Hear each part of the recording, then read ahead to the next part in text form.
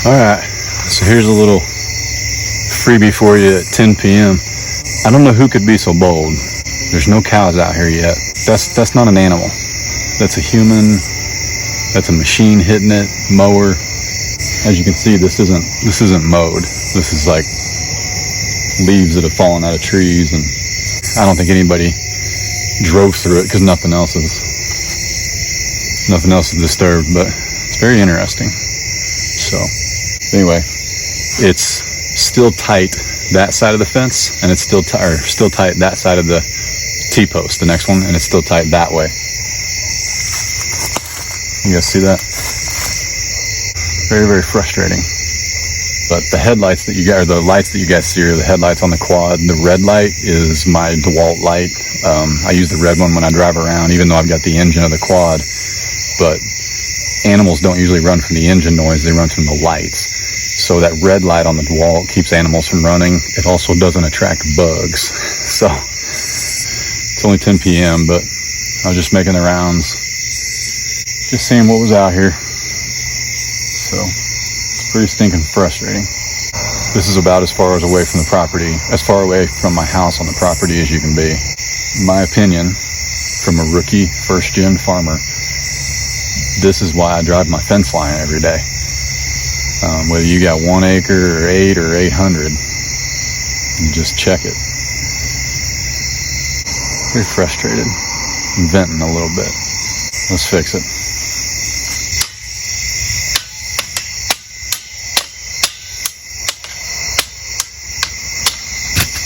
So from what I understand, you want to get the bend, like wherever the wire's bent, right here. You want to get this in the middle.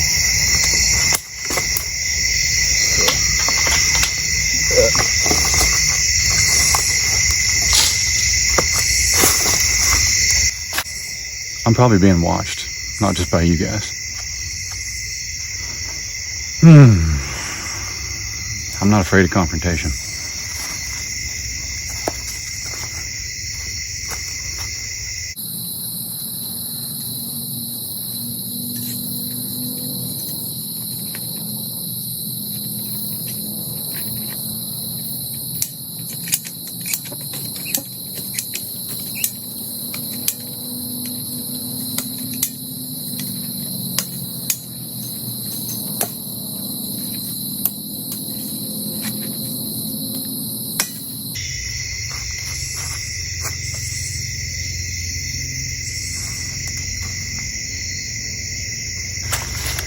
Rookie barbed wire fencer tip. In my experience, that last click may have seemed like one too many, but when I release these clamps, even after I splice it, it's going to lose just a little bit of that tension. It's going to lose just a little bit. So I always try and go one more click. I'm not a small frame guy. I'm pretty strong. I could do it 2 or 3 more, but you just don't. And when I did it, this top wire right above it, which is normal, lost a little bit. So that's okay though, because when I loosen this will tighten back up. So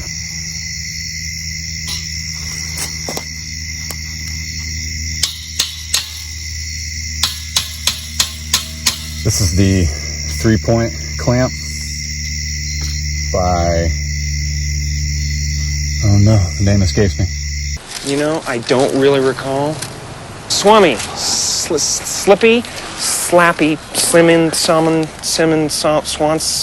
Swanson? Maybe it's on the briefcase. Look on the... Oh yeah, it's right here. Samsonite. I was way off. Goldman? I don't know. I'll post a link in the description.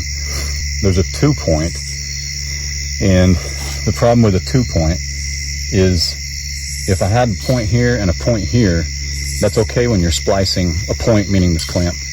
That's okay when you're splicing, you know, wire like I am here. But if this was hooked around a post and I was pulling with this, like say this is a 2-point, this didn't exist. Just this clamp right here, okay? When I start cranking this towards that post, if I haven't got enough of that wire tucked into here, I'm gonna hit my post and I'm gonna run out of notches to keep clamping. Well, how do I release this, back up and grab more without this just losing everything I just pulled? Well, you can't. With a 2-point, you can't do it. You got to time it just right, which ain't going to happen. So go ahead and get the 3-point.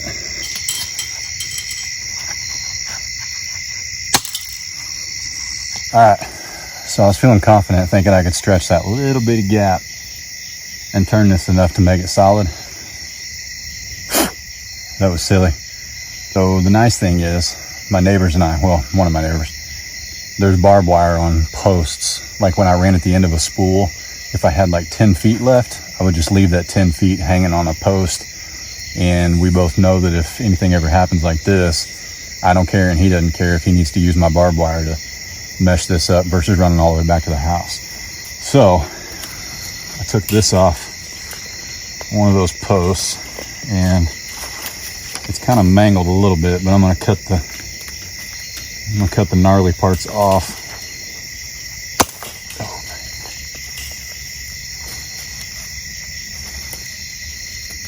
Let's go right here.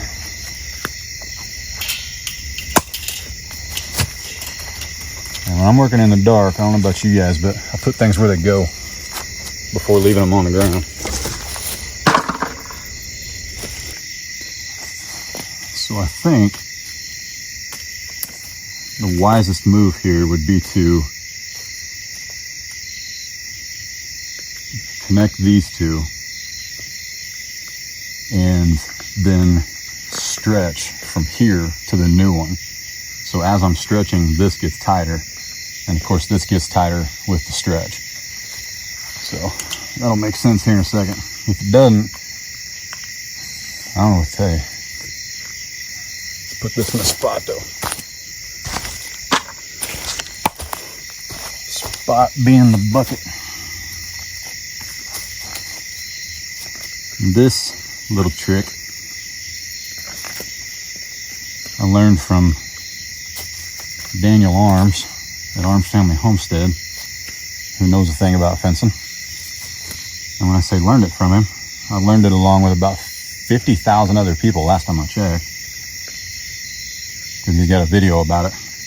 But splicing wire like this, you get A and B. Made them together. And then, well, I'll make it, do it right.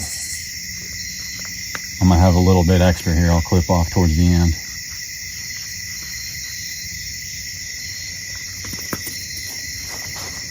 Do it right, we'll go that way. Okay, stay with me here. I know it's dark. This way. Hold one down. Hold this one up. And this one this way. This one this way. And we're just gonna wrap the first one. We're gonna go over. As many times as we can, keeping it clean. That one's short enough, should just run right to the end.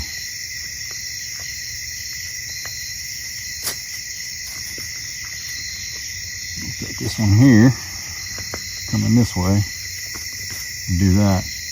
I know this is dark, and I like giving credit where credit is due. So you're gonna see an iCard right here to watch Daniel Arms do this in the daylight, and much more efficient. And I'll link it in the description too. All right, so this one we went that way. This one we want to go under. And I always know that it's over and then under for me, because I don't know why, it's just a natural. I always push first, which would be over. So this one would go under. Now, drop the line in here with my pliers.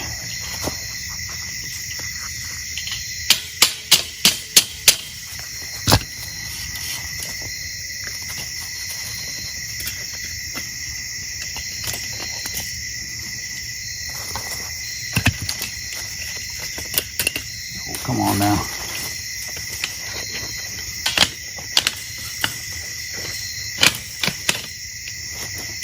I should have had this clamped the whole time.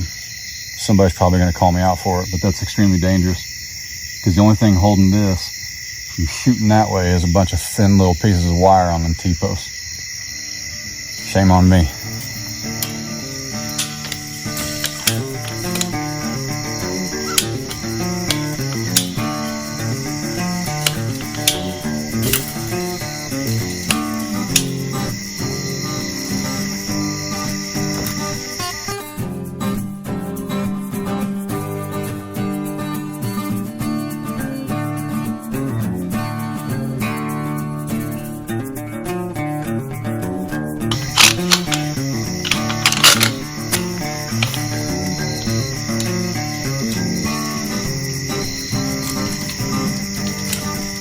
Bring you in here.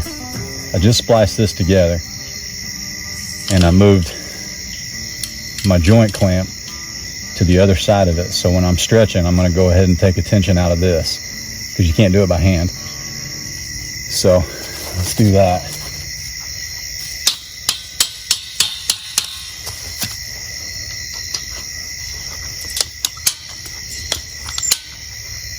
So now that I've got a little bit of tension, let's take this back apart.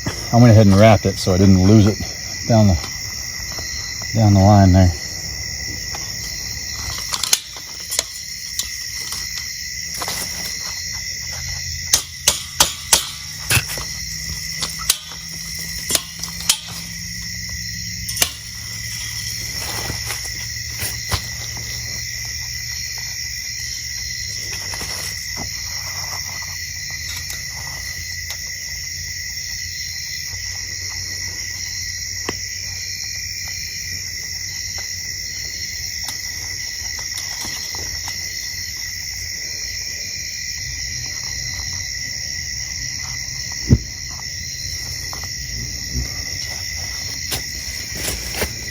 Alright, so you can see both of them. This one ain't quite as clean.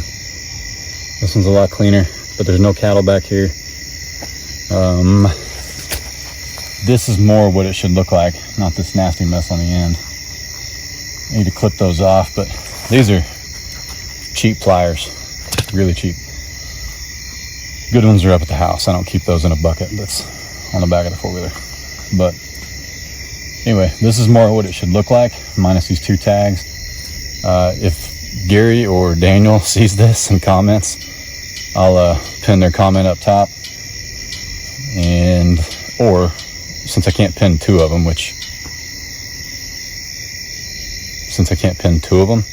I'll copy and paste their comments if they do comment in the description so you guys can see them a little easier. So, alrighty. That's what I know.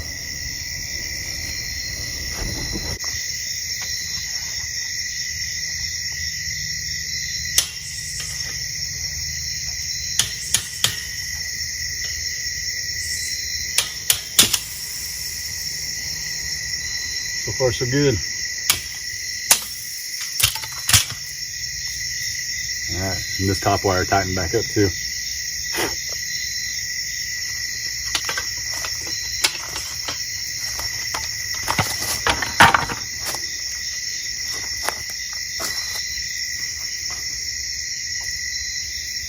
All right, she's pretty good. You know what I didn't think about is if you're out here by yourself and you see one of the wires shaking, what does that mean? I'm not afraid of being alone in the dark. I'm afraid of not being alone in the dark. Pick that one up from the case.